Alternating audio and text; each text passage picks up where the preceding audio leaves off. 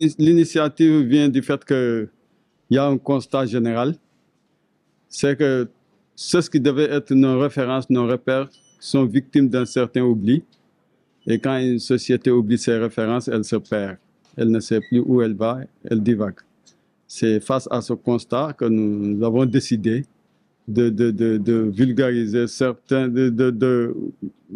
ramener dans la mémoire des hommes quelques icônes, ces gens qui ont été des exemples dans l'histoire, qui nous ont donné des exemples de valeurs et de vertus. C'est vrai que c'est pas nous qui avons commencé. Il y a des sites historiques qui ont été immortalisés dans le Sine. Si vous venez à Diakhao, vous verrez beaucoup de tombeaux, comme la tombe de Coumando Fene qui a fait le témoignage en faveur de Cheikh Ahmadou Bamba. Coumando Fene, le dernier Coumando Fene, le premier Coumando Fene qui a été à la bataille de Somme.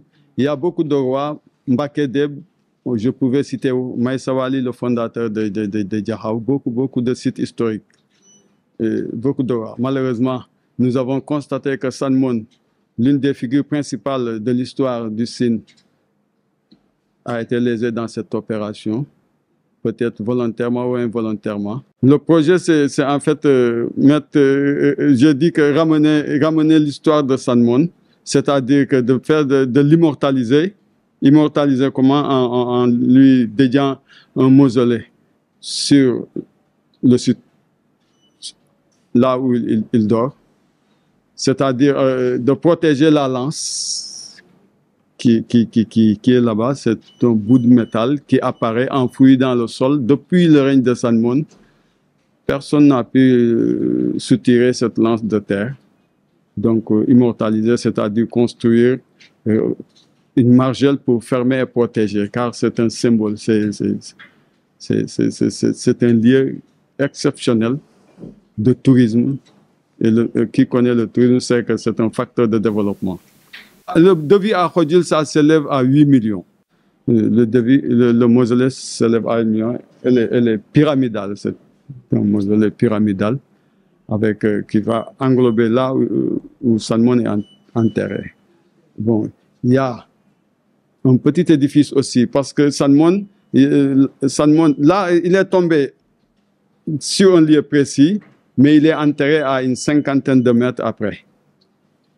Bon, c'est comme ça.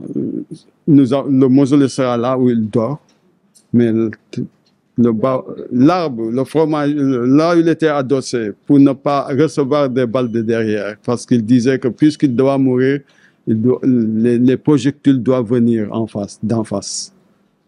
Là, l'arbre est tombé, nous avons fait un petit monument. Bon, à Njongolo, sur la route de Fatick, la lance, il y a un bout d'une hauteur de 10 cm qui apparaît. Nous allons faire une margelle pour fermer avec un verre, parce que c'est un site historique, un objet historique à conserver. C'est des choses rares. Au Sénégal, il est difficile de dire que cette lance-là appartenait à un roi. À plus forte raison, une lance qu'il avait enfouie au sol et qui reste jusqu'à présent là-bas. Donc nous demandons que l'État, à travers le ministère de la Culture et la direction du patrimoine, de nous aider, de nous appuyer financièrement ou matériellement pour concrétiser ce projet et d'autres projets encore.